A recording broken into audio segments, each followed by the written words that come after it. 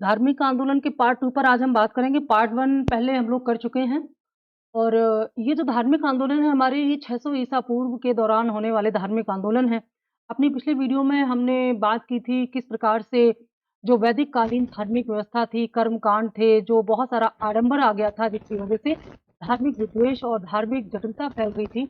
उसी को दूर करने के लिए तमाम धर्मों का जो नए-नए संप्रदाय आए, पुराने जो धर्म थे उनका नया स्वरूप आया और इसी के अंतर्गत जैन और बौद्ध धर्म से संबंधित 2 नए संप्रदाय आए और पहले से जो धर्म थे उनके नए रूप सामने आए। इसी समय अन्य धर्मों का भी यहाँ पर आरंभ देखा गया है। तो आज के इस टॉपिक में हम देखेंगे कि जैन और बौद्ध धर्म के अलावा अन्य कौन-कौन से धार्मिक आंदोलन थे या नए-नए धर्म थे जो इस समय 6ठी शताब्दी ईसा पूर्व में आए।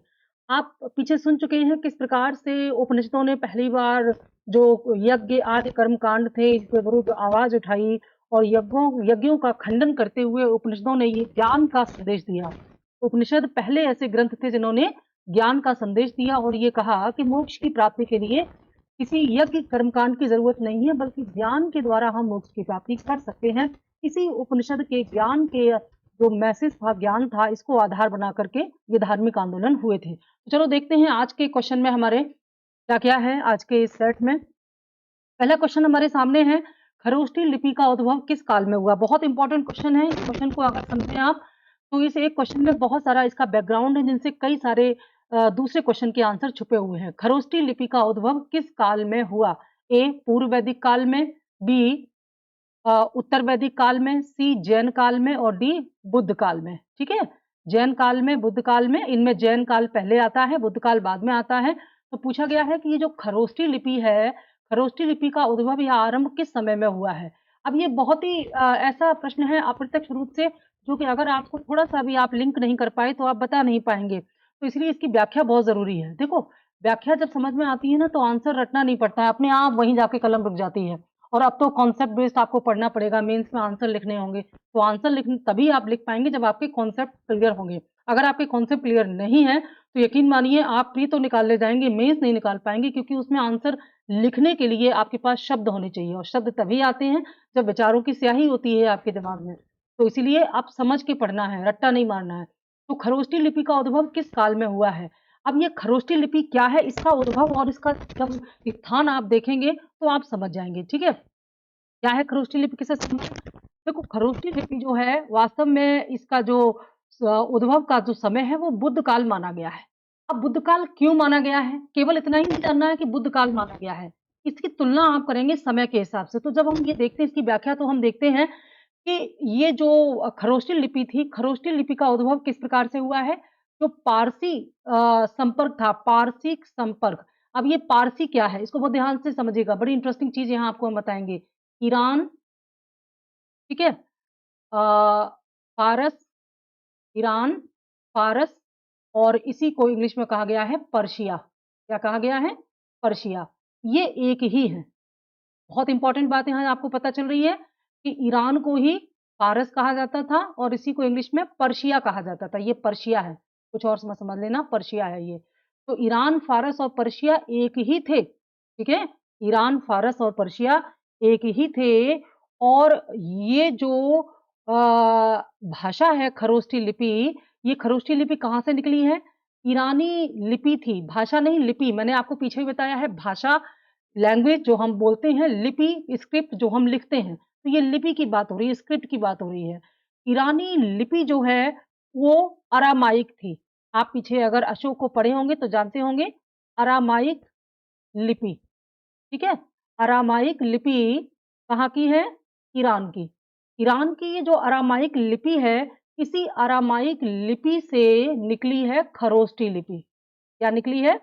खरोष्ठी लिपि। ठीक है? तो खरोष्ठी लिपि का उद्भव कहाँ से हुआ है? ईरानी लिपि अरामाइक लिपि से हुआ है। और ये जो अरामाइक और खरोष्ठी लिपि है, इस लिपि को भारत में इसका परिचय कब हुआ? भारत में इसका परिचय हुआ जब ईरान का आक्रमण हुआ। आप जानते ही होंगे भारत पर संपूर्ण भारत के इतिहास में पहला विदेशी आक्रमण ईरानियों ने किया था। ठीक है ना? भारत पर प्रथम विदेशी आक्रमण किसने किया? ईरान ने किया। और उस व्यक्ति का नाम क्या था जिसने ये किया था? उस व्यक्ति का नाम था डेरियस प्रथम। डेरियस प्रथम, डेरियस प्रथम। इसी डेरियस प्रथम को दारा प्रथम के नाम से भी आप जानते हैं। दारा प्रथम या डेरियस प्रथम एक ही था। तो ये जो डेरियस प्रथम था ये ईरान का था और इसने भारत पर आक्रमण किया। यह भारत पर प्रथम विदेशी आक्रमण था। ठीक है, ये भारत पर प्रथम विदेशी आक्रमण था। तो ईरान से भारत का संपर्क हुआ और भारत से जब ये कहां पर हुआ था, पश्चिमोत्तर प्रांत में हुआ था, है ना, पश्चिमोत्तर प्रांत में ये आक्रमण हुआ था। तो जब ये ईरान से भारत का संपर्क हुआ तो अरामाइक लिपि से भी संपर्क हुआ और इसी अरामाइक लिपि से निकल के आई खरोष्टी लिपि। अब ये जो दारा प्रथम का आक्रमण है, दारा प्रथम के आक्रमण का जो समय है वो है 516 ईसा पूर्व। क्या है, 516। इस समय की तारीखें लगभग होती थी, एक्यूरेट तारीखें नहीं होती थी। 516 ईसा पूर्व। तो 516 ईसा पूर्व में जब दारा प्रथम ने, जो कि ईरानी था, भारत पर आक्रमण किया और यही समय लगभग महात्मा बुद्ध यहाँ पर बुद्ध काल से संबंधित था, महात्मा बुद्ध से संबंधित था। तो बुद्ध काल और ईरान के भारत पर आक्रमण का समय लगभग एक ही समय में निश्चित होता है। इसीलिए इसी ईरान के संपर्क से जब अरामाइक लिपि का से हमारा परिचय हुआ, इसी अरामाइक लिपि से निकली खरोष्टी लिपि। तो खरोष्टी लिपि का उद्भव किस काल में माना जाएगा, बुद्ध काल में माना जाएगा। यहाँ पर तार्किक रूप से आपने इसकी व्याख्या की, क्योंकि जब तार्किक आधार पर आप लिखेंगे, और याद रखिएगा वो दिन दूर नहीं जब नेगेटिव मार्किंग भी शुरू हो जाएगी आपके। जब नेगेटिव मार्किंग शुरू हो जाएगी तब तो आपके पास बिना तर्क के आप आंसर ही नहीं दे पाएंगे। तो अपने आप को पहले से तैयार रखना चाहिए। इस प्रश्न का उत्तर मिला। ईरान के बाद फिर भारत पर किसने आक्रमण किया, यूनान ने। सिकंदर कौन था, यूनानी। तो जो यूनान है इसको ग्रीक कहा जाता था। यूनान को क्या कहते थे, ग्रीक। ये नाम एकदम याद रख लो, रट लो एकदम। बड़ा कंफ्यूज करते हैं बच्चे, मैंने देखा बहुत कंफ्यूज हो जाते हैं। तो यूनान को ग्रीक कहते हैं और ईरान को फारस या पर्शिया कहते हैं। चाहे पर्शिया कहें, फारस कहें या ईरान कहें, एक ही है। तो भारत पर प्रथम विदेशी आक्रमण डेरियस प्रथम ने बुद्ध काल में किया था और इसी आक्रमण जो कि ईरान से हुआ था, इसी आक्रमण के फलस्वरूप भारत का परिचय पहली बार अरामाइक लिपि और इसी से निकलने वाली खरोष्टी लिपि से हुआ है। ठीक है, ध्यान दीजिएगा कि अशोक का जो अभिलेख मिलता है, अशोक का अभिलेख शहबाजगढ़ी एवं मानसेहरा से मिलता है। अशोक के जो अभिलेख मिलते हैं शहबाजगढ़ी और मानसेहरा से, इनमें खरोष्टी लिपि का ही प्रयोग किया गया है। ये शहबाजगढ़ी, अशोक का अभिलेख शहबाजगढ़ी और मानसेहरा, ठीक है ना, ये दो अभिलेख की जो लिपि है ये कौन सी है, ये खरोष्टी लिपि है। ठीक है, खरोष्टी लिपि है ये भी दो नए प्रश्नों के मौर्यकाल के आपको यहाँ उत्तर मिल गए। और हमारे इतिहास में जब अभिलेख को पढ़ा जाता है तो अभिलेख के अध्ययन को क्या कहा जाता है, अभिलेख शास्त्र। इंग्लिश में इसको कहते हैं एपिग्राफी। ये भी क्वेश्चन पूछ लिए जाते हैं। अभिलेखों के अध्ययन के विषय को कहा जाता है एपिग्राफी और लिपियों के विकास का अध्ययन, जो लिपि है ना, लिपियों के विकास के अध्ययन को कहा जाता है पुरालिपि विद्या। ये इस प्रश्न की व्याख्या और इसका आंसर आपको मिल गया होगा। चलते हैं अगले प्रश्न की ओर। वैष्णव धर्म का प्रथम संकेत किस ग्रंथ में मिलता है। ये देखो यहाँ पर हम जो कि 6वीं शताब्दी ईसा पूर्व में जो जैन और बौद्ध धर्म के अलावा भी कई धर्मों का उद्भव हुआ था, तो उनमें से एक यहाँ पर वैष्णव धर्म था। तो पूछा गया है कि वैष्णव धर्म का प्रथम संकेत किस ग्रंथ में मिलता है। ठीक है, ए अष्टाध्यायी में, बी अर्थशास्त्र में, सी अग्निपुराण में और डी मनुस्मृति में। तो इस प्रश्न का उत्तर तो हो गया अष्टाध्यायी में, लेकिन वैष्णव धर्म के बारे में थोड़ा सा और हम यहाँ पर जानेंगे कि वैष्णव धर्म और भागवत धर्म। अक्सर आप कंफ्यूज हो जाते हैं कि भागवत धर्म क्या है, भागवत धर्म और वैष्णव धर्म। तो चलो इस कंफ्यूजन को दूर कर देते हैं। वैष्णव धर्म, पहली बात तो भागवत धर्म के उपासक किसकी, उनके इष्ट देव कौन है, किसकी पूजा करते हैं, भगवान श्री कृष्ण की पूजा करते हैं। किसकी करते हैं, भगवान श्री कृष्ण की पूजा करते हैं। और वैष्णव धर्म के उपासक किसकी पूजा करते हैं, विष्णु की पूजा करते हैं। तो क्या ये दोनों अलग अलग हैं, अब इसको समझिए। श्री कृष्ण और विष्णु को आपस में मिला दिया गया जब इन्हें दशावतार से जोड़ दिया गया। ये कहा गया कि विष्णु के जो दशावतार हुए हैं, या ये कहा गया कि एक चीज यहाँ पर और आपको बताएंगे कि भगवान श्री कृष्ण का जो पहला, भगवान श्री कृष्ण का प्रथम उल्लेख जो है, प्रथम उल्लेख छांदोग्य उपनिषद में मिलता है। ये कितना महत्वपूर्ण आपका यहाँ पर एक फैक्ट आपको पता चला, छांदोग्य उपनिषद में छांदोग्य उपनिषद में पहली बार श्री कृष्ण का उल्लेख मिलता है। ठीक है, और इसमें बताया गया है कि श्री कृष्ण देवकी के पुत्र हैं और ऋषि घोर अंगरीष के शिष्य हैं। ऋषि घोर अंगरीष के शिष्य हैं और देवकी के पुत्र हैं श्री कृष्ण, ऐसा छांदोग्य उपनिषद में बताया गया है। और ध्यान दीजिएगा, इन्हीं श्री कृष्ण को वासुदेव भी कहा गया है। क्या कहा गया है इनको? वासुदेव। वासुदेव, इन्हीं को वासुदेव भी कहा गया है। और वासुदेव की पूजा का प्रथम उल्लेख जो है वो पाणिनि की अष्टाध्यायी में मिलता है। ये किसने लिखा है? पाणिनि ने लिखा है। पाणिनि, ठीक है, पाणिनि ने लिखा है अष्टाध्यायी। और ये कब लिखा है इन्होंने?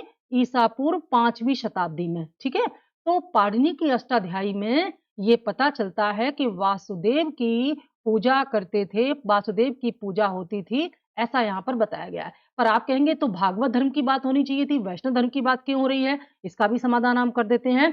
तो यहाँ पर देखो, भगवान कृष्ण के भक्त या उपासक क्या कहलाए? भागवत कहलाए। और अष्टाध्यायी से ये पता चला। बहुत बहुत ध्यान से समझिएगा, बार बार हम इस पर ध्यान आपका खींच रहे हैं कि अष्टाध्यायी में ही पहली बार ये बताया गया कि वासुदेव जो है ये देव हैं, देवता है या भगवान है। ये बात पहली बार इसी अष्टाध्यायी में ही कही गई। और फिर ये कहा गया कि कृष्ण कोई और नहीं बल्कि विष्णु के ही उपासक हैं। कृष्ण विष्णु के ही उपासक हैं। और फिर इसे वैष्णव धर्म से भी जोड़ दिया गया। बाद में चाहे वो श्री कृष्ण के उपासक हों, विष्णु के उपासक हों या राम के उपासक हों, वे सब वैष्णव नाम से ही जाने गए, क्योंकि ये सब नारायण के या विष्णु के अवतार ही माने गए। ठीक है, और ध्यान दीजिएगा कि मत्स्य पुराण में, मत्स्य पुराण, ये सारे फैक्ट एकदम नोट कर लेना। मत्स्य पुराण में 10 अवतारों या दशावतार, 10 अवतारों की चर्चा की गई है। भगवान के 10 अवतारों की चर्चा कहाँ की गई है? मत्स्य पुराण में की गई है। और अवतारवाद की व्याख्या पहली बार कहाँ की गई है? अवतारवाद का प्रथम उल्लेख किया गया है भगवत गीता में। कहाँ किया गया है? भगवत गीता में। तो भगवत गीता में यदा यदा ही धर्मस्य ग्लानिर्भवता भारत बताया ना, कि जब जब धर्म की हानि होती है और अधर्म का बोलबाला होता है तो मैं अवतार लेता हूं। तो यहीं पर ये 10 अवतारों में ये जो अवतारवाद है इसकी बात यहाँ पर भगवत गीता में की गई है। और 10 अवतारों के नाम मत्स्य पुराण में दिए गए हैं। कौन कौन से हैं ये 10 अवतार? क्रमशः क्रमशः पूछ लिया जाता है 10 अवतार क्रमशः। ऐसा नहीं है कि कोई भी कहीं भी लिख दो, ऐसा नहीं है, क्रमशः। क्योंकि भविष्य में एक अवतार होना है ना, कल की अवतार, आप जानते हैं भविष्य में। तो क्रम क्या है इनके अवतारों का? सबसे पहला अवतार क्या है? नारायण का या विष्णु का पहला अवतार क्या है? मत्स्य अवतार, मत्स्य अवतार। दूसरा कुर्म या कच्छप अवतार। तीसरा है वराह अवतार। चौथा है नरसिंह अवतार। पांचवा है वामन अवतार। छठा है परशुराम अवतार। सातवां है राम अवतार। आठवां है बलराम अवतार। नवा है बुद्ध अवतार, बुद्ध को भी अवतार माना गया है इसमें।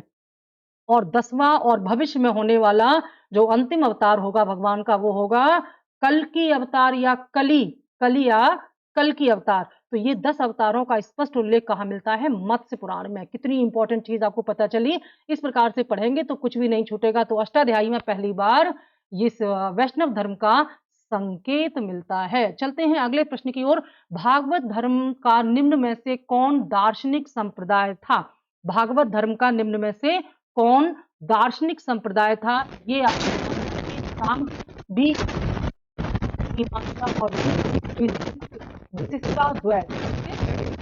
ये प्रश्न जो तमाम जो विचार दिए हैं, जो संतों ने या जो तमाम विद्वानों ने जो अपने अपने विचार दिए हैं, वहां से ये प्रश्न पूछा गया है।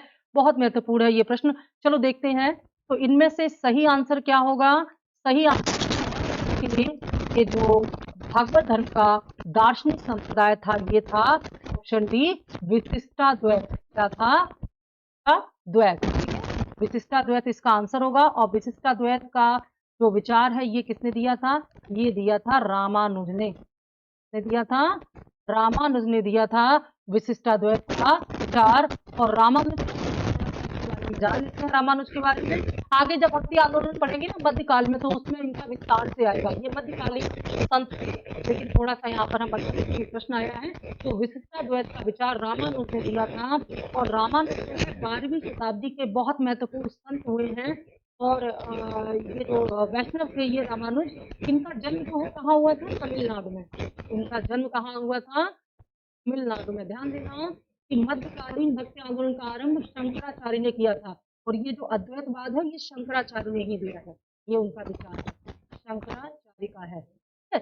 और ये जो सांख्य है ये कपिल कपिल मुनि ने दिया है, कपिल मुनि ने दिया है, ठीक है। और ये जो मीमांसा है, मीमांसा के दो भाग थे, उत्तर मीमांसा और पूर्वी मीमांसा, उत्तर मीमांसा और पूर्व मीमांसा दो थे। तो उत्तर मीमांसा, ये भी अलग से पूछा जाता है, उत्तर मीमांसा दिया है किसने? बादरायण ने। उत्तर मीमांसा किसने दिया है? बादरायण ने दिया है। और पूर्वी मीमांसा जो है ये दिया है जैमिनी ने। एकदम नोट कर लेना इनको, पूर्वी मीमांसा किसने दिया है? जैमिनी ने। उत्तर मीमांसा किसने दिया है? बादरायण ने। सांख्य संप्रदाय या सांख्य मत का प्रवर्तन कौन है? कपिल मुनि। सांख्य मत के प्रवर्तक कपिल मुनि, अद्वैतवाद के शंकराचार्य और विशिष्टाद्वैत के रामानुज। ये अद्वैतवाद में शंकराचार्य कहते हैं कि जीव और आत्मा दो नहीं है बल्कि एक ही है, और ये निर्गुण उपासक थे, लेकिन रामानुज जो हैं ये सगुण थे और ये जीव और परमात्मा को अलग अलग मानते हैं, ठीक है। रामानुज, इन्होंने अद्वैतवाद का खंडन किया था। तो रामानुज के बारे में हम बात कर रहे थे। रामानुज का जन्म कहाँ हुआ था? तमिलनाडु में हुआ था। और ये जो इनका जो भक्ति आंदोलन का जो केंद्र था वो कहाँ पर था? कांची, है ना, कांची में इनका केंद्र था। आप जानते हैं दक्षिण भारत में शैव उपासकों को नयनार और वैष्णव उपासकों को अलवार कहा जाता था, है ना। तो यहाँ पर जो क्षेत्रीय शासक थे उनसे इनका थोड़ा सा मतभेद हो गया। जो चोल शासक थे वे शैव संप्रदाय या नयनारों का समर्थन करते थे, तो इसीलिए इनको जो है छोड़ के जाना पड़ा। चोल प्रशासन में इनका विरोध हुआ और फिर रामानुज को ये क्षेत्र छोड़ करके जाना पड़ा, और इन्होंने द्वैत जो है विशिष्टाद्वैत दर्शन दिया है। विशिष्टाद्वैत ये यहाँ पर कर लेंगे आप। चलते हैं अगले प्रश्न की ओर। धार्मिक पंथ लिंगायत, धार्मिक पंथ लिंगायत 12वीं शताब्दी में किसने प्रारंभ किया? कहने को ये टॉपिक हमारा 6वीं शताब्दी ईसा पूर्व का है, लेकिन इसका संपर्क 12वीं शताब्दी से भी हो जा रहा है, क्योंकि मैंने आपको बताया था भारत में जो धार्मिक आंदोलन है इनका प्रथम चरण 6ठी शताब्दी ईसा पूर्व में और दूसरा चरण मध्यकाल में शुरू हुआ था, जब संक्रमण का काल था। जब जब संक्रमण का काल आया है समाज में तब तब तमाम संतों ने सुधार के द्वारा धर्म का वास्तविक रूप लोगों के सामने लेकर के आए। तो 12वीं शताब्दी तक इसका लिंक जा रहा है, इसीलिए तो धार्मिक पंथ जो है लिंगायत ये 12वीं शताब्दी में किसने आरंभ किया था, ये प्रश्न पूछा जा रहा है। थोड़ा सा हम यहाँ लिंगायत संप्रदाय के बारे में भी आपको बताएंगे, जैसे कि आपका कॉन्सेप्ट अच्छे से क्लियर हो जाए। ए माधव, पहले प्रश्न का उत्तर, पहला आंसर है माधव या माधवाचार्य, बी वासव, सी रामानुज और डी क्या बताना है आपको? आपको बताना है कि लिंगायत जो है धार्मिक संप्रदाय, इसको आरंभ करने वाले कौन थे? तो इस लिंगायत संप्रदाय को आरंभ करने वाले जो थे वो कौन थे? वो थे वासव। सही आंसर इसका क्या है? पहले सही आंसर बता दें फिर इसकी व्याख्या करेंगे। वासव ने इसका आरंभ किया था। अब थोड़ा सा इसके बारे में हम जान लेते हैं कि ये जो लिंगायत संप्रदाय है इसका उद्भव कहाँ हुआ था? दक्षिण भारत में। और दक्षिण भारत में भी कहाँ पर हुआ था? कर्नाटक में, ठीक है। कर्नाटक में इसका उद्भव या आरंभ हुआ था। और दक्षिण भारत में इसके जो उपासक थे लिंगायत संप्रदाय के, वे कौन कहे जाते थे? जंगम के नाम से जाने जाते थे। ये प्रश्न पूछा गया है, जंगम। जंगम, जो लिंगायत संप्रदाय के अनुयायी थे उन्हें जंगम के नाम से जाना जाता था, ठीक है। और वसव पुराण में इसके जो अनुयायी जो जो इसके प्रवर्तक थे उसको उनका नाम बताया गया अल्लाभ प्रभु। मान लो फिर कभी पूछा जाए अल्लाभ प्रभु और उनके शिष्य वसव, इसमें अगर वसव की जगह अल्लाभ प्रभु भी लिखा होता तो भी आंसर सही होता। अल्लाभ प्रभु, प्रभु के शिष्य थे वसव। तो वासव पुराण में वसव और अल्लव प्रभु को लिंगायत संप्रदाय का प्रवर्तक माना गया है, ठीक है। ये चीज यहाँ पर बताई गई है। चलते हैं अगले प्रश्न की ओर। पाशुपत संप्रदाय का मुख्य देवता कौन था? पाशुपत संप्रदाय का मुख्य देव कौन था? एक के बाद एक नए नए यहाँ पर धर्म आप देख रहे हैं, इसीलिए हमने पार्ट 2 लिया, क्योंकि काफी कुछ छूट जा रहा था। पार्ट 1 में जैन और बौद्ध संप्रदाय केवल कवर हो पाए थे और काफी सारे प्रश्न तो हैं ही, सारे प्रश्नों को लेना संभव नहीं है यहाँ पर, लेकिन हम प्रयास कर रहे हैं कि ज्यादा से ज्यादा प्रश्न का कॉन्सेप्ट क्लियर कर सकें, ठीक है। तो यहाँ पर पूछा गया है कि पाशुपत संप्रदाय के मुख्य देवता कौन थे? ए लकुलिश, बी भैरव, सी मत्स्येंद्र नाथ और डी अल्लव प्रभु या अल्ल प्रभु, वही जिनका नाम पीछे आया था, ठीक है। ये प्रश्न आपको बताना है। तो इसका आंसर है ए लकुलिश। आंसर ये क्या है? लकुलिश। पाशुपत संप्रदाय के मुख्य देवता कौन थे? लकुलिश, ठीक है। और लकुलिश को भगवान शिव के 18 अवतारों में से एक माना गया है। ये माना गया है कि भगवान शिव के जो 18 अवतार हुए थे उनमें से एक होंगे। अब इनके बारे में थोड़ा सा और हम बात करेंगे, क्योंकि ये देखने में आपको ये रट नहीं सकते, क्योंकि ये इतने तरीके से ये प्रश्न पूछे जाते हैं। अगर आप इसका आंसर रटेंगे तो अगली बार किसी और तरीके से पूछ लिया जाएगा। बेहतर होगा कि आप कॉन्सेप्ट लेकर के, है ना। तो देखिए, ये जो आप जानते हैं कि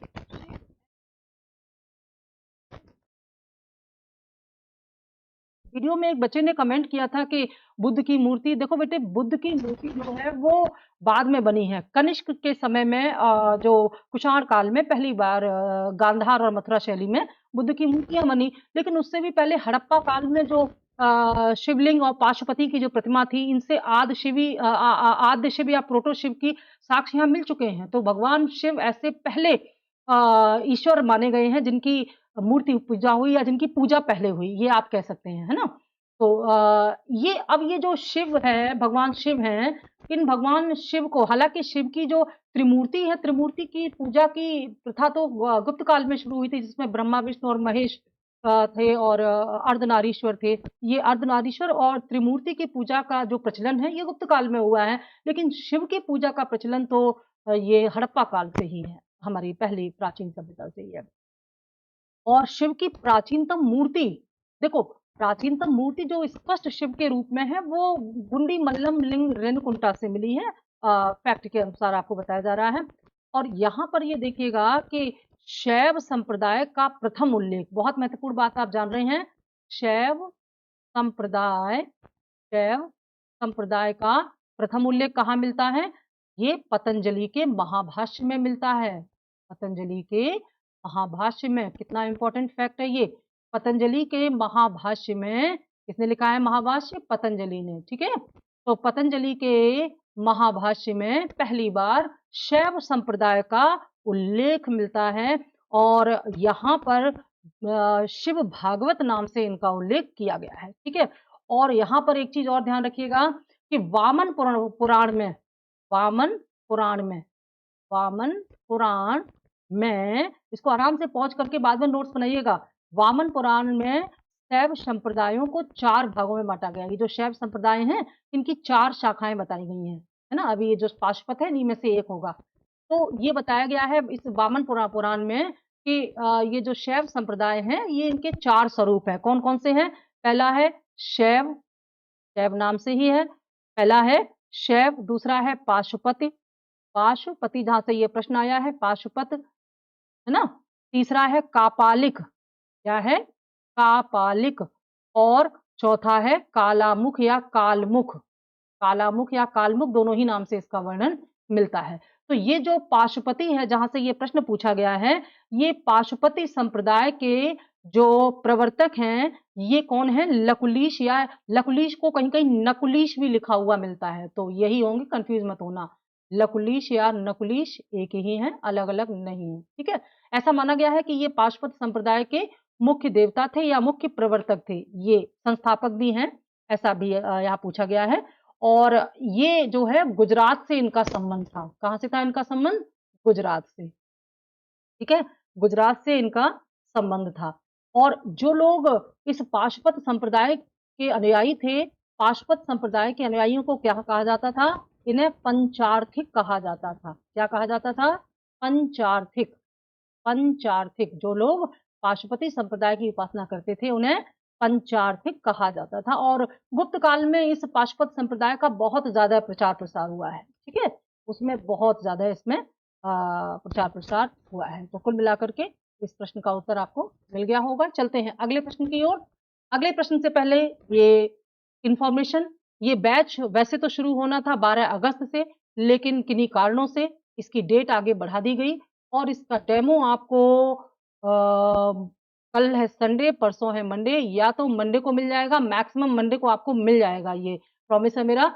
और ये बैच हम शुरू कर रहे हैं मेडिएवल हिस्ट्री से, ठीक है।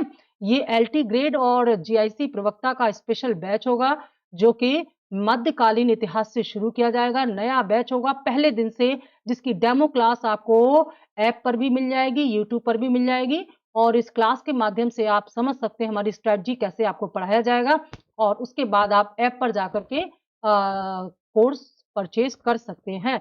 इसमें हम आपको पूरी और फुल जो कंप्लीट ऑनलाइन क्लास होती है वो देंगे, वीडियो और ऑडियो लेक्चर के माध्यम से आपको पढ़ाएंगे, ई नोट्स देंगे और क्लास पीडीएफ देंगे। और सबसे इंपॉर्टेंट बात क्या है, हम यही लाइव क्लास में आपको बोर्ड करके लिखवाएंगे और जो भी हम आपको पढ़ाएंगे और लिखवाएंगे उन सबकी रिकॉर्डिंग भी आपके पास होगी, जिन्हें आप जब चाहें जितने बार चाहें उतने बार पढ़ सकते हैं, रिवीजन कर सकते हैं। और इनमें डाउट सेशन भी दिए जाएंगे। सबसे इंपॉर्टेंट बात जो है, प्री और मेंस दोनों साथ में पढ़ाया जाएगा, दोनों के क्वेश्चन की प्रैक्टिस अलग अलग कराई जाएंगी और मेंस में कैसे आपको आंसर लिखना है अलग अलग शब्दों में, उनकी पूरी प्रैक्टिस अभ्यास आपको कराया जाएगा। तो इस बैच का जो डेमो है मध्यकालीन इतिहास के सिलेबस के साथ हमारी पढ़ाने की जो स्ट्रैटेजी है, और मेंस के क्वेश्चन पर भी हम डिस्कस करेंगे, प्रीलिम्स के क्वेश्चन पर भी डिस्कस करेंगे इस डेमो क्लास में। ये डेमो क्लास अगले 1 से 2 दिन में आपको मिल जाएगी। आप लोग काफी टाइम से वेट कर रहे हैं, कई बच्चों के वेट आए, कुछ पर्सनल रीजंस थे जिनकी वजह से ये डिले हो गया। अब आगे डिले नहीं होगा ऐसी मुझे उम्मीद है। तो आप और ज्यादा जानकारी के लिए कांटेक्ट कर सकते हैं। कांटेक्ट नंबर ये यहाँ पर दिया हुआ है 9452141680। इस पर जाकर के और जानकारी ले सकते हैं। अगला क्वेश्चन नंबर 6, चतुर्व्यूह सम्मिलित है। चतुर्व्यूह, बहुत बढ़िया प्रश्न आ रहे हैं सामने। चतुर्व्यूह धार्मिक संप्रदाय है, तो यहाँ पर पूछा गया है कि चतुर्व्यूह में 4 देवता हैं, उनमें से कौन से एक उसमें नहीं आते हैं। तो हम उन 4 देवताओं के नाम भी आपको बताएंगे जो चतुर्व्यूह से संबंधित है। फिलहाल तो इस प्रश्न का उत्तर आपको मिल जाना चाहिए कि ये किस संप्रदाय से संबंधित है। इसका जो संप्रदाय है वो कौन सा है, ए शैव संप्रदाय, बी वैष्णव संप्रदाय, सी शाक्त संप्रदाय और डी सूर्य उपासना। तो इसका राइट आंसर होगा ऑप्शन डी, वैष्णव संप्रदाय से ये संबंधित है। ठीक है, वैष्णव संप्रदाय से संबंधित है। अच्छा, देख लेते हैं वैष्णव संप्रदाय। अब देखो, तो वैष्णव संप्रदाय से संबंधित चतुर्व्यूह पूजा है। इस चतुर्व्यूह जानकारी या उल्लेख मिलती है कहाँ मिलता है, विष्णु संहिता में। बहुत इंपॉर्टेंट है, विष्णु संहिता में पहली बार चतुर्व्यूह की उपासना का उल्लेख मिलता है। ठीक है, और ये जो इसमें बताया गया है, आगे चल करके ये बताया गया कि कृष्ण जो है, भगवान श्री कृष्ण वृषणवंशीय थे और वृषणवंश में बाद में नए नए इसमें देवता शामिल हुए, नए नए नायक शामिल हुए और कृष्ण और 4 इनको मिला करके इनको फिर चतुर्व्यूह की पूजा की जाती थी और वृषणव्यूह की पूजा की जाती थी। तो चतुर्व्यूह पूजा में 4 प्रमुख देवता कौन से, हम इनके नोट कर लीजिए। चतुर्व्यूह पूजा में 4 प्रमुख देवता हैं। पहले संकर्षण, संकर्षण, दूसरे थे प्रद्युम्न। कृष्ण ही थे, कृष्ण के जो वंश था वृषणवंशी ही थे। कौन थे, प्रद्युम्न। दूसरे हैं प्रद्युम्न। ठीक है, तीसरे कौन है, इसमें एकदम रट लेना इनको, तीसरे हैं अनिरुद्ध। तीसरे कौन है, अनिरुद्ध हैं। और चौथे हैं सांब। चौथे कौन है इसमें, सांब। ये कौन है, ये है चतुर्व्यूह से संबंधित देवता, यानी कि ये चतुर्व्यूह से संबंधित देवता हैं। एक इंटरेस्टिंग बात आपको हम बताएंगे यहाँ पर, ये चतुर्व्यूह से संबंधित देवता हैं और अगर इसमें भगवान श्री कृष्ण को भी जोड़ दिया जाए, किसको जोड़ दिया जाए, कृष्ण को जोड़ दिया जाए, तो ये फिर पंचरात्र हो जाते हैं। क्या हो जाते हैं, पांचरात्र, है ना, 5 हो गए ना, तो ये पांचरात्र समूह बन जाता है कृष्ण को अगर जोड़ दिया। अगर कृष्ण नहीं है, 4 हैं, अगर कभी भी पूछा जाए चतुर्व्यूह में कौन आते, तो इन चारों का नाम बताएंगे। पांचरात्र में कृष्ण को भी जोड़ दीजिए तो पांचरात्र बन जाता है। ठीक है, तो ये यहाँ पर आ गया। बाकी के शैव संप्रदाय की बात हम कर ही चुके हैं। शाक्त संप्रदाय का संबंध किससे है, ये तंत्रवाद से। तो बौद्ध धर्म में आ गया था, जब बौद्ध धर्म में, जब बंगाल में बौद्ध धर्म का प्रचार प्रसार हुआ था 7वीं ईस्वी में, तब शाक्त संप्रदाय उसमें शामिल हो गया था, जिसमें शक्ति की उपासना की जाती थी। ये तंत्रवाद था, इसमें महायान के अंतर्गत ही आया था। अगला प्रश्न है, लिंगायत संप्रदाय लोकप्रिय था। लिंगायत संप्रदाय कहाँ लोकप्रिय था, ये आपको बताना है। ए पूर्वी भारत में, बी पश्चिमी भारत में, सी उत्तरी भारत में और डी दक्षिणी भारत में। तो सही आंसर है इसका दक्षिणी भारत में। अभी पीछे बात किया ही था ना हमने, कर्नाटक से संबंध था इसका। तो लिंगायत संप्रदाय कहाँ लोकप्रिय था? दक्षिण भारत में। और इसके तमाम जो आचार्य थे के बारे में हमने आपको बताया। इस संप्रदाय के जो प्रथम ऐतिहासिक आचार्य थे वो वसव थे, पीछे हम बता चुके हैं। ठीक है, लिंगायत संप्रदाय के बारे में। अगला प्रश्न है, वासुदेव की पूजा का प्रथम उल्लेख किसमें मिलता है? पीछे बताया आपको अभी हमने, वासुदेव की पूजा का प्रथम उल्लेख कहाँ मिलता है? इसकी व्याख्या पीछे हो चुकी है, अगर आप ध्यान लगाए हो तो इसका आंसर आप दे देंगे। दीजिए फटाफट आंसर।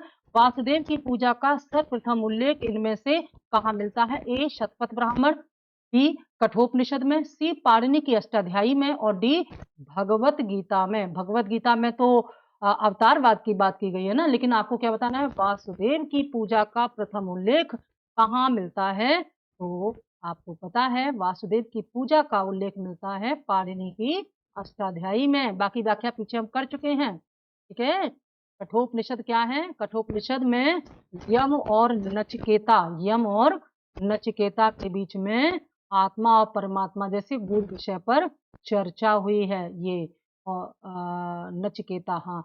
और ये शतपथ ब्राह्मण पीछे वेदों से संबंधित है, वेदों का ब्राह्मण है, ये पीछे हम इस पर चर्चा कर चुके हैं। भगवत गीता महाभारत का एक पाठ है जिसमें भगवान श्री कृष्ण में युद्ध के मैदान में अर्जुन को उपदेश दिया था। अगला प्रश्न है, किस शैव संप्रदाय के अनुयायी भैरव को अपना इष्ट देव मानते थे? किस शैव संप्रदाय के अनुयायी भैरव को अपना इष्ट देव मानते थे?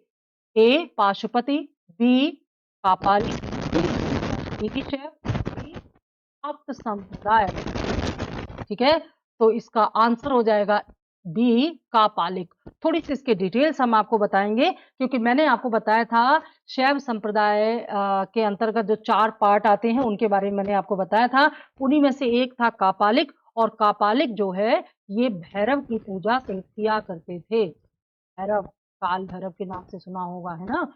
भैरव की पूजा ये किया करते थे, और भैरव को यहाँ शंकर भगवान का अवतार माना गया है। शंकर का अवतार यहाँ पर इनको माना गया है। और ये जो संप्रदाय था बड़ा ही मतलब ये एक ऐसा था, भयंकर और आसुरी प्रवृत्ति का था। क्यों था भयंकर? क्योंकि इसमें नर बलि चढ़ाई जाती थी। नर बलि कितनी खतरनाक चीज है, मतलब मनुष्यों की बलि चढ़ाई जाती थी और सुरा को चढ़ाया जाता था भैरव पर प्रसाद के रूप में। सुरा यानी कि मदिरा चढ़ाई जाती थी और नर बलि देने का यहाँ पर प्रावधान था। बड़ा ही भयंकर टाइप का था। और इस संप्रदाय का मुख्य केंद्र क्या था? कापालिक संप्रदाय का मुख्य केंद्र क्या था? श्रीशैल।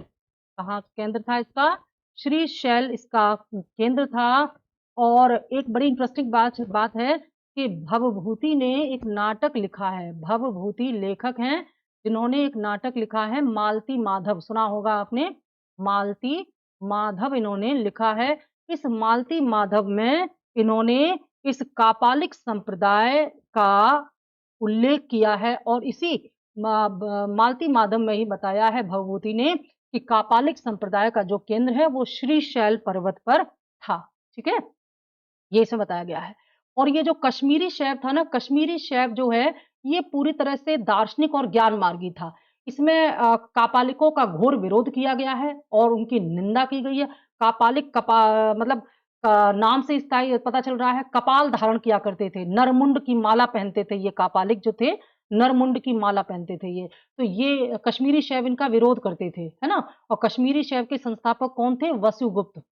वसुगुप्त जो है ये कश्मीरी शैव के संप्रदायक थे। ठीक है, बाकी पाशुपति के बारे में हम शायद आपको बता चुके हैं। पाशुपति में लकुलीश थे और शाक्त संप्रदाय आगे बता चुके हैं हम आप।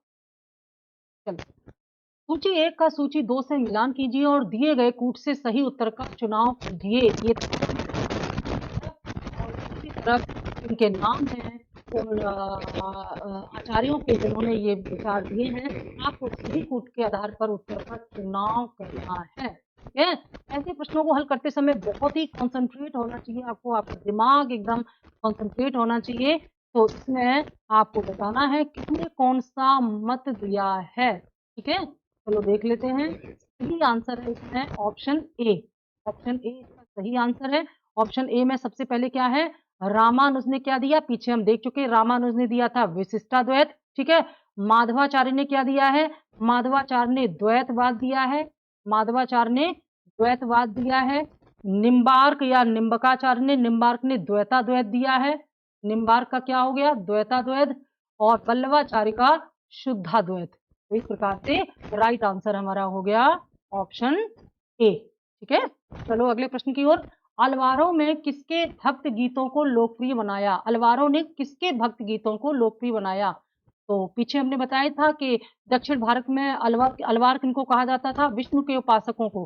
तो अलवार संप्रदाय में, या जो एक तरह से भक्ति आंदोलन था, इनकी शुरुआत भी अलवार और नयनारों से। दक्षिण भारत में अलवार कौन थे, जो कि वैष्णव थे, उन्हें अलवार कहा जाता था, और जो शैव थे उन्हें नयनार कहा जाता था, नयनार, ठीक है। तो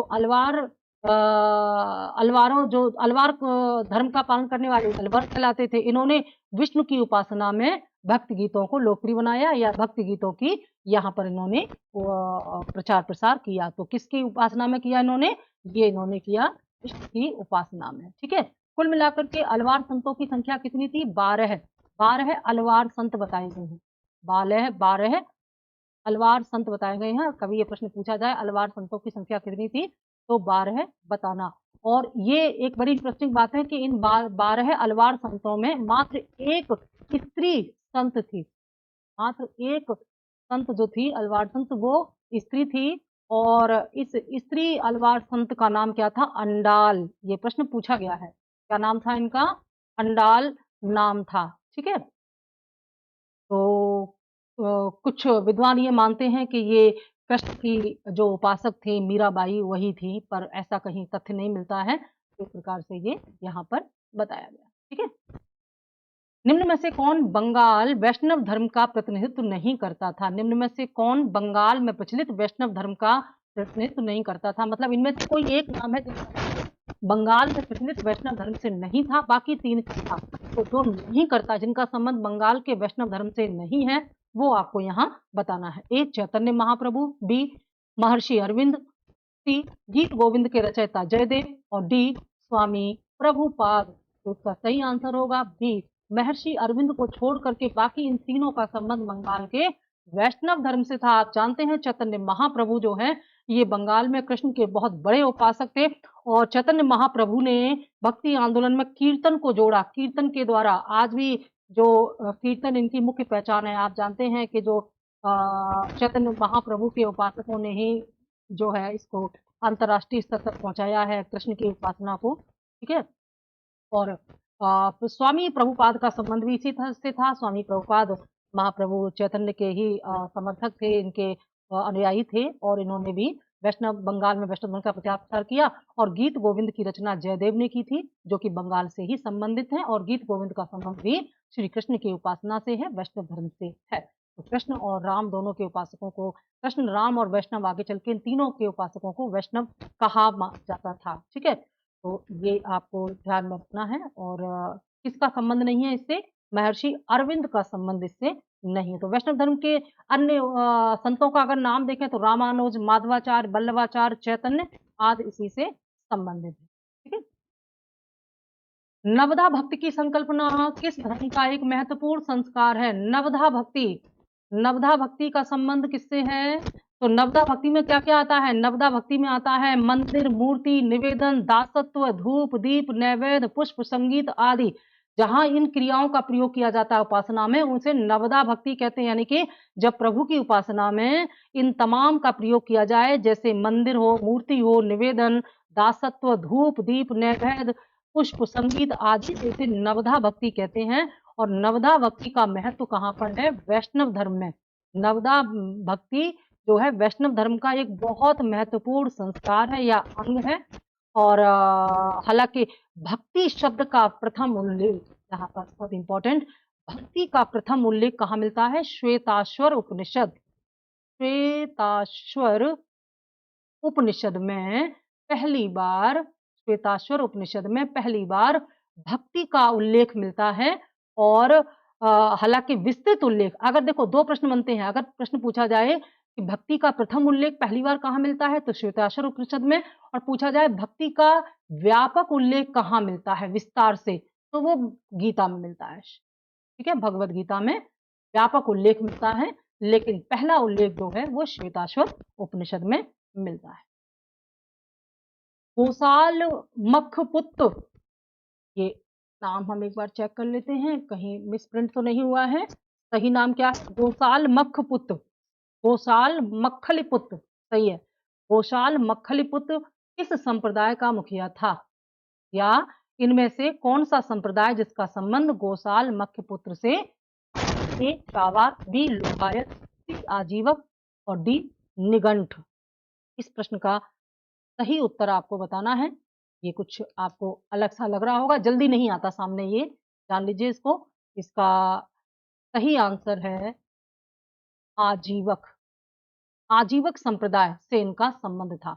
इनका जो फेमस नाम है ना, जिस नाम से जानते हैं, मक्खली पुत्र गोसाल, मक्खली पुत्र गोसाल ऐसे करके, या मक्खली गोसाल के नाम से आप इनको जानते हो, है ना, मक्खली गोसाल।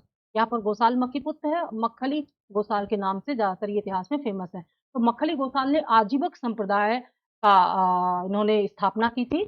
और इनका जो मुख्य आधार है शिक्षा, इनका जो मुख्य मत है या जो विचार है वो क्या है? नियतिवाद। ये नियतिवाद पर विश्वास करते हैं। नियति कहते हैं किस्मत को या भाग्य को। भाग्यवाद, ये कहते हैं जो भाग्य में लिखा होगा वही होगा। भाग्यवादी थे ये, ठीक है, भाग्यवादी थे ये। जबकि और ये क्या कहते हैं, मक्खलपुत्र गोसाल आजीवक संप्रदाय क्या कहते हैं कि जो भाग्य में लिखा होगा वही होगा, और भाग्य द्वारा पूर्व नियंत्रित ही सब कुछ होता है, सब पहले से ही निर्धारित होता है। और इनका मानना था कि मनुष्य जो पिछले कर्म है उनसे उसका भाग्य बन जाता है, जिससे उसका वर्तमान जीवन निर्धारित हो चुका होता है। जबकि चावार्क पूरी तरह से भौतिकवादी था, ये पूरी तरह से भौतिकवादी था, और ये कहता था कि जो वर्तमान में है बस यही है, भविष्य का कोई अस्तित्व नहीं है। ये कहता था जब तक जियो उधार लेके ही पियो, किसको वापस आना है, जो कर चुकाना है। इस प्रकार की कुछ विचारधारा थी चावार की। घोर भौतिकवादी थे ये, ठीक है। छठी शताब्दी ईसा पूर्व में उदित होने वाले धार्मिक आंदोलन में कौन सा आचार्य नितांत भौतिकवादी था, है ना? कौन सा नितांत भौतिकवादी था? ए अजित केस कम्बलिन, बी पूरन कश्यप, सी फकुद कच्चायन और डी मक्खली पुत्र गोशाल। इस प्रश्न का उत्तर आपको देना है कि छठी शताब्दी ईसा पूर्व में जो तमाम धार्मिक आंदोलन में तमाम धर्म आए थे, उनमें सबसे, इनमें जो इन चार में से उनमें सबसे ज्यादा या घोर नितांत भौतिकवादी कौन था? तो इसका सही आंसर है अजित के शंबलिन। अजित के शंबलिन इनमें सबसे ज्यादा या घोर या नितांत भौतिकवादी थे, और इन्होंने भौतिकवाद का प्रवर्तन किया था। पूरन कश्यप अक्रियावादी थे, पूरन कश्यप जो है अक्रियावादी थे। मक्खपुत्र गोशाल भाग्यवादी थे, और ये जो विट्ठल है यहाँ पर जो पदुकच्चायन जो है ये संदेहवादी थे, ठीक है। तो यहाँ पर ये है, और फिर चावार्क ने इसको और आगे बढ़ाया। विष्णु और शिव के संयुक्त विग्रह की संज्ञा क्या है? बढ़िया प्रश्न है। यानी कि विष्णु और शिव, एक तो हमने पीछे बताया था त्रिमूर्ति, त्रिमूर्ति में तीन है, ब्रह्मा,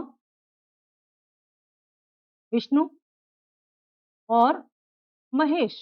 महेश मतलब भगवान शिव, महेश। इन तीनों को मिलाकर के त्रिमूर्ति कहा गया है। लेकिन यहाँ तीसरे नहीं है, ब्रह्म नहीं है, महेश यानी कि शिव और विष्णु। तो शिव और विष्णु दोनों के संयुक्त विग्रह को कहा गया है हरि हर। हरि हर, हर मतलब शिव, हरि मतलब विष्णु। तो विष्णु और शिव दोनों को मिलाकर के क्या बन गया? हरि हर। हालांकि हरि और हर एक ही है, लेकिन यहाँ पर ये प्रश्न ऐसे बना हुआ है। तो हरि और हर, ये एक तरह से एक्सेप्टेंस दिखाई गई है, स्वीकारिता कि कोई मतभेद नहीं है। कहाँ एक तरफ हरि के उपासक वैष्णव जो अलवार और हर के उपासक शैव, आपस में कितना लड़ाइयां हुई हैं। दक्षिण भारत में देखिए, दक्षिण भारत में जब आप जाएंगे चोल काल में इतना ज्यादा तनाव था, धार्मिक उन्माद था अलवारों और नए नारों में। लेकिन बाद में इन दोनों को संयुक्त कर दिया गया, और इस संयुक्त विग्रह को कहा गया हरि हर, क्योंकि धर्म का कार्य जोड़ना होता है ना कि तोड़ना, ठीक है। शिव पुराण कहता है कि शिव के तमाम नाम है जिनमें से एक नाम हरि भी है, ऐसा इसमें माना जाता है। ठीक है। शैव धर्म के शिव और शक्ति, शैव धर्म के शिव और शक्ति के सम्मिलित रूप अर्धनारीश्वर की कल्पना किस युग में हुई? पीछे व्याख्या हमने बताई है। शिव और शक्ति, शिव मतलब भगवान शिव, शक्ति मतलब माँ गौरी या माँ पार्वती। तो शिव और शक्ति के की जो संयुक्त अवधारणा है ये गुप्त काल में आई अर्धनारीश्वर के रूप में। ये भी स्वीकार्यता थी, ये भी संयुक्त एक शक्ति को स्वीकार करना हो। और कहा गया कि शक्ति के बिना शिव शव के समान है। शिव में जो ये मात्रा है इसे शक्ति बताया गया है और कहा कि अगर ये हट जाए तो शव रह जाएगा। शिव तभी पूर्ण होते हैं जब शक्ति उनके साथ होती है। और ये विचारधारा गुप्त काल में पहली बार आई। ठीक है ना, अर्धनारीश्वर की अवधारणा, ध्यान दीजिएगा, पहली बार यहाँ पर। अगला प्रश्न, भागवत धर्म के संस्थापक कौन थे? भागवत धर्म के संस्थापक कौन थे? ए राम, बी कृष्ण, सी शंकराचार्य और डी वेद व्यास। तो भागवत धर्म के संस्थापक कृष्ण थे। पीछे हमने आपको बताया ही है। भागवत धर्म के प्रवर्तक वृष्णवंशी या सातत्यवंशी कृष्ण को माना गया है और कृष्ण के अनुयायियों को भागवत कहा जाता था। पीछे हमने आपको बताया कि छांदोग्य उपनिषद में पहली बार कृष्ण को देवकी पुत्र और ऋषि घोर अंगरीज का शिष्य बताया गया है।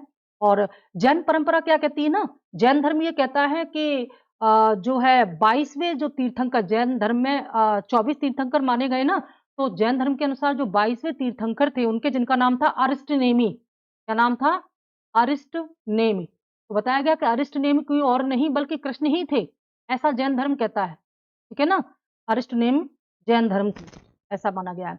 और कृष्ण को यूनानी भाषा में जो है यूनान में यूनानी लैंग्वेज में कृष्ण के लिए हेराक्लीज शब्द इस्तेमाल किया गया है। हेराक्लीज कहा गया है कृष्ण को। ठीक है।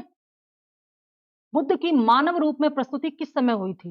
बुद्ध की मानव रूप में प्रस्तुति हुई थी शुंग काल में, कुषाण काल में, गुप्त काल में, मौर्य काल में। तो पीछे हमने इसकी व्याख्या में बताया आपको, कुषाण काल में बुद्ध की मानव रूप में प्रस्तुति हुई थी।